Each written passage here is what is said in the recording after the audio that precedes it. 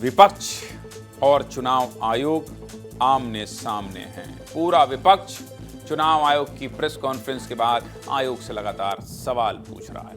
Voter verification, vote चोरी और अब वोट अधिकार यात्रा। बीते कुछ दिनों से देश की पूरी राजनीति वोट और वोटर्स के इर्द गिर्द ही घूम रही है। यह मुद्दा कहां से शुरू हुआ, क्यों एकाएक देश में वोट चोरी का मुद्दा गूंजने लगा, कैसे देश की राजनीति का पन्ना वोट और वोटर्स के मुद्दे पर पलटने लगा। आज आपको सिलसिलेवार तरीके से बहुत आसान भाषा में तारीखों के साथ सब कुछ बताऊंगा और आसान भाषा में समझाऊंगा, आपकी भाषा में जो आप समझे। चलिए शुरू करते हैं।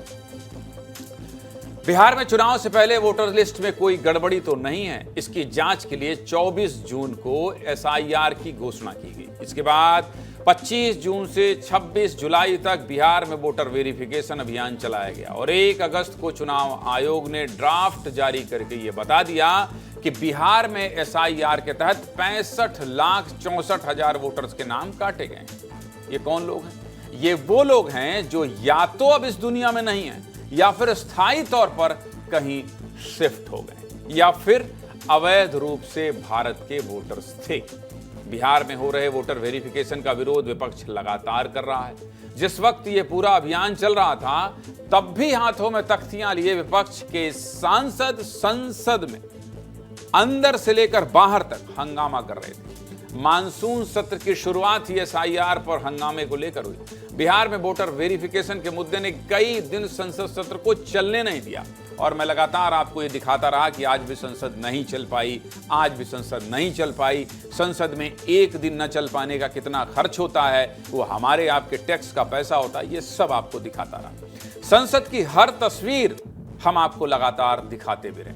सीधे मुद्दे की बात यह है कि 21 जुलाई से शुरू हुए मानसून सत्र में बिहार में वोटर वेरिफिकेशन सबसे बड़ा मुद्दा रहा है और यह मुद्दा 7 अगस्त को और ज्यादा बड़ा हो गया जब लोकसभा में नेता विपक्ष राहुल गांधी ने खुद प्रेस कॉन्फ्रेंस करके चुनाव आयोग पर बड़े बड़े सवाल उठा दिए। वोट चोरी का दावा करते हुए कई सबूत पेश किए, जिसके बाद देश की राजनीति ने एक अलग करवट ले ली।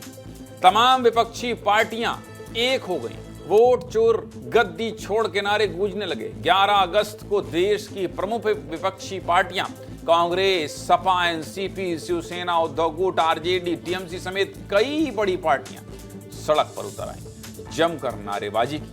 बड़े बड़े सांसदों को हिरासत में भी लिया गया। 11 अगस्त को विपक्षी सांसदों का जोरदार हंगामा देखने को मिला। यह हंगामा 12 अगस्त को भी कम नहीं हुआ। संसद के मकर द्वार पर एक बार फिर विपक्ष के सांसद एक साथ आए और जमकर नारेबाजी की। 12 अगस्त को प्रियंका गांधी समेत कई विपक्षी सांसद मिंता देवी वाली टी शर्ट पहनकर आ गए थे।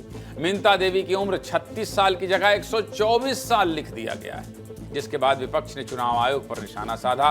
कुल मिलाकर मानसून सत्र की शुरुआत के साथ ही वोटर वेरिफिकेशन और वोट चोरी का मुद्दा गूंजने लगा। सबसे पहले विपक्ष के हंगामे को दिखाते हुए एक रिपोर्ट बनाई गई है, उस रिपोर्ट को आपको दिखा देता हूं, फिर आगे बात करेंगे। आयोग की प्रेस कॉन्फ्रेंस, राहुल गांधी का जवाब और बिहार में वोट अधिकार यात्रा की। पहले रिपोर्ट देखिए।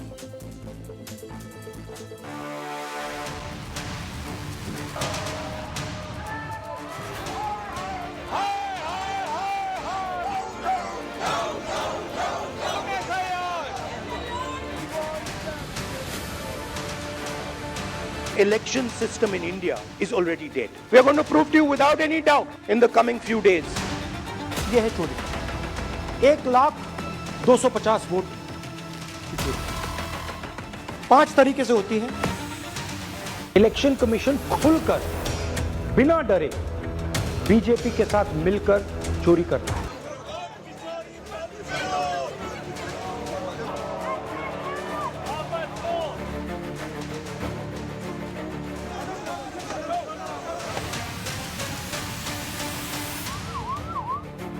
सच्चाई देश के सामने है और ये जो लड़ाई है ये राजनीतिक नहीं है, ये कॉन्स्टिट्यूशन की लड़ाई है। बीजेपी पे एक मशीन है जिसमें वोटर आईडी नकली बना लेते हैं।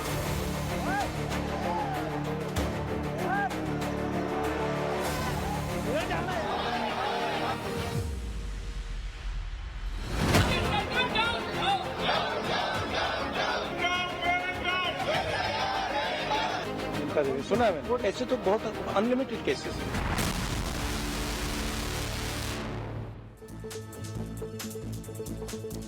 7 अगस्त को राहुल गांधी ने वोट चोरी का दावा किया। इसके बाद विपक्ष का हंगामा इतना बढ़ गया कि वोट चोरी के मुद्दे और चुनाव आयोग पर लगाए गए आरोपों का जवाब खुद मुख्य चुनाव आयुक्त ज्ञानेश कुमार ने दिया। मुख्य चुनाव आयुक्त ज्ञानेश कुमार ने राहुल गांधी का नाम लिए बिना ही निशाना साधा और साफ साफ कह दिया कि प्रेजेंटेशन में दिखाया डेटा हमारा है ही नहीं। मतलब जो प्रेस कॉन्फ्रेंस में राहुल गांधी डाटा दिखा रहे थे उसको चुनाव आयोग ने कह दिया कि वो डाटा इलेक्शन कमीशन का था ही नहीं। इतना ही नहीं, मुख्य चुनाव आयुक्त ने यह भी कहा कि वोट चोरी के आरोपों पर हलफनामा दें या देश से माफी मांगे।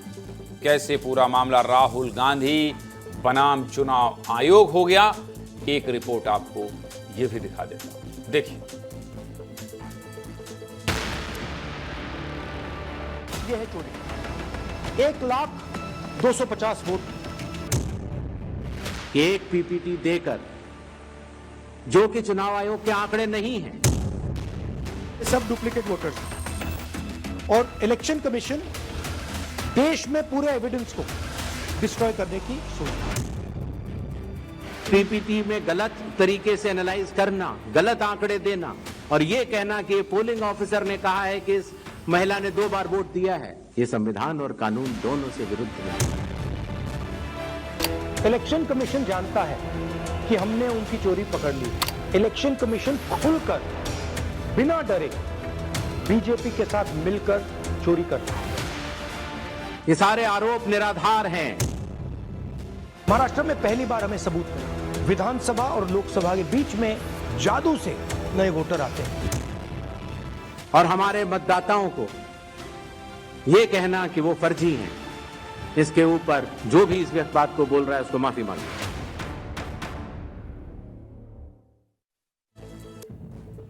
चुनाव आयोग पर लग रहे आरोपों के बीच मुख्य चुनाव आयुक्त ने जवाब तो दिया, लेकिन उस जवाब पर भी अब कई सवाल उठने लगे। एक बार फिर इस लाइन को सुन लीजिए। चुनाव आयोग ने जवाब तो दिया, लेकिन उस जवाब पर भी अब कई सवाल उठने लगे हैं, जिसमें सबसे ज्यादा सवाल मुख्य चुनाव आयुक्त के सीसीटीवी वाले जवाब पर उठ रहे हैं। क्या है आखिर ये सीसीटीवी वाला मुद्दा? पूरा समझना चाहते हैं तो एक रिपोर्ट आपको और देखना पड़ेगा। जरा देखिए।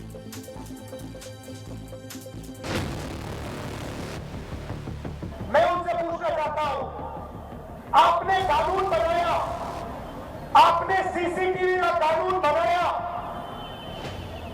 फिर आपने उस कानून को बदला क्यों? क्या अपनी माताओं, बहुओं, बेटियों सहित किसी भी मतदाता की सीसीटीवी वीडियो चुनाव आयोग को साझा करनी चाहिए क्या? कहते हैं कि सीसीटीवी फुटेज देने से मां बहनों का इज्जत पर असर पड़ता है। आप देखिए, माफ कीजिएगा, ज्ञानेश गुप्ता जी क्या क्या देखते रहते हैं, क्या क्या करते रहते हैं, उससे हमें कोई मतलब नहीं। एक तरफ मुख्य चुनाव आयुक्त हलफनामा या माफीनामा की मांग कर रहे हैं, तो वहीं दूसरी तरफ कांग्रेस समेत तमाम विपक्षी पार्टियों का चुनाव आयोग पर भरोसा इस कदर टूट गया है कि अब विपक्ष चुनाव आयोग के खिलाफ सदन में महाभियोग लाने की तैयारी कर रहा है। दूसरी तरफ बिहार में वोट चोरी के मुद्दे को लेकर खुद राहुल गांधी तेजस्वी यादव के साथ रथ पर सवार हो गए। बिहार में राहुल गांधी ने रविवार को वोटर अधिकार यात्रा की शुरुआत की। इस यात्रा के शुरुआत में राहुल गांधी तेजस्वी यादव के साथ लालू यादव और मल्लिकार्जुन खड़गे भी शामिल हुए। और लालू यादव तो इस बार अपने पुराने अंदाज में नजर आए। लालू यादव का बलम कलकत्ता चलो वाला बयान खूब वायरल हो रहा है। 2 दिन से चल रहे बिहार वोटर यात्रा के बड़े बयान और बड़ी तस्वीरों को समेटती एक रिपोर्ट आपको दिखा देता हूं, देखिए।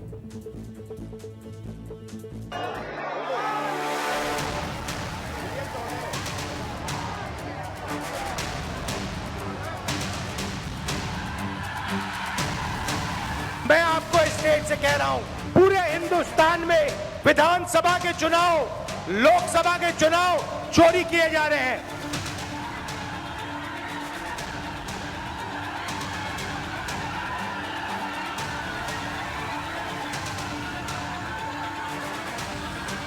लागल लागल झुलनिया में धाका, लागल लागल झुलनिया में धाका, बल्लम कलकत्ता चला।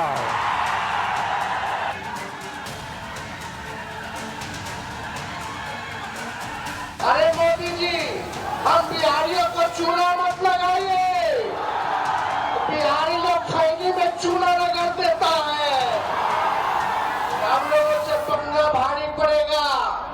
एक बिहारी सबका वोट काट दिया है?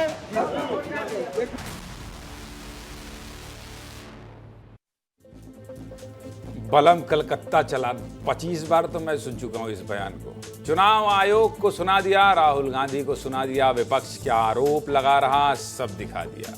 अब इस पूरे मुद्दे पर सरकार क्या कह रही है, बीजेपी के नेता क्या कह रहे हैं, ये भी तो सुनना जरूरी है। सुनिए। क्यों नहीं ममता बनर्जी अपने विधानसभा, जो कि उसका चुनाव इलेक्शन कमीशन के अंतर्गत ही हुआ है, क्या उन्होंने कभी कहा कि हमें खंडित कर देना चाहिए, हमें भंग कर देना है बंगाल के विधानमंडल को? जुनून, जनतंत्र के जुनून और जज्बे के साथ अपने मताधिकार का इस्तेमाल किया। अब आप उसको वोट चोर कह रहे हैं, वोट चोरी कह रहे हैं। ये अपमान जो है वो चुनाव आयोग का नहीं है, बल्कि इस देश के करोड़ों मतदाताओं के जो जनतांत्रिक और जो लोकतांत्रिक और जो संवैधानिक अधिकार हैं, उस पर आप जो है वो सवाल खड़े करने की कोशिश सार्वजनिक कर देश के संविधान, देश के चुनाव आयोग को चोर कहकर बदनाम कर रहे हैं। सवाल यह है कि क्या अब राहुल गांधी इन निर्दोष लोगों से, पूरे देश से माफी कब मांगेंगे?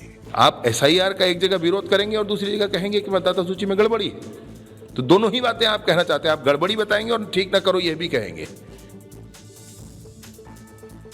सीधे मुद्दे की बात क्या है? सीधे मुद्दे की बात यह है कि बिहार में चुनाव से पहले वोट चोरी, वोटर वेरिफिकेशन और अब चुनाव आयोग की प्रेस कॉन्फ्रेंस पर खूब सवाल उठ रहे हैं। और दिल्ली से लेकर बिहार तक सिर्फ इसी बात की चर्चा है कि कहीं ये वो वोट चोरी वाला मामला बिहार का चुनाव बहुत रोचक तो नहीं बना देगा।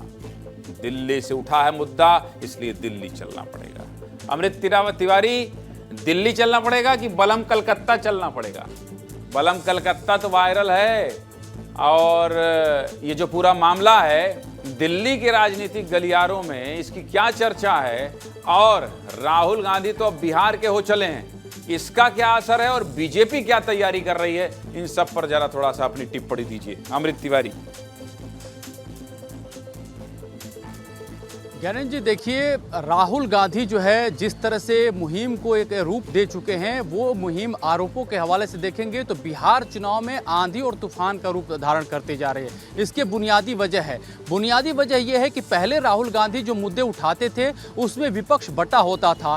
पहली बार देखा जा रहा है कि वोट चोरी, ये जो शब्द है, इस नाम से तमाम विपक्षी दल एक पैरामीटर पे हैं। राहुल गांधी इसके चलते अलग अलग योजनाएं भी बना रहे हैं और उसको इम्प्लीमेंट भी किया जा रहा है। पहले प्रेस कॉन्फ्रेंस करते हैं, इंडिया गठबंधन के लोगों को भी पीपीटी जो है दिखाते हैं, साथ ही साथ वो बिहार चले जाते हैं। बिहार में तुरंत उनकी जो है यात्रा की प्लानिंग हो जाती है, और जब बिहार में जाते हैं तो वो उन इलाकों को टारगेट करते हैं बहुत समझदारी से जहां पे एनडीए 2020 विधानसभा चुनाव में बहुत ही कमजोर रही थी, यानी शाहाबाद और मगध के रीजन में। यहां पे 32 सीटें और एनडीए को मात्र यहां पे तकरीबन 6 से 7 सीटें आई थी। ऐसे में राहुल गांधी की कोशिश है कि कमजोर इलाकों पे ज्यादा जोर दिया जाए। तो उनकी जो हवा है वो दिल्ली से उठ रही है, और उस हवा को तेजस्वी यादव बिहार में एक नया मोड़ दे रहे हैं, जन जन तक पहुंचा रहे हैं, और जनता को ज्यादा पहुंचा रहे हैं, मतलब जन जन तक पहुंचा रहे हैं। ये जो आपने एक लाइन कही ना कि कैसे उन लोगों तक पहुंचाएं, वक्त बहुत कम है अमृत, और आपने एक लाइन दे दी,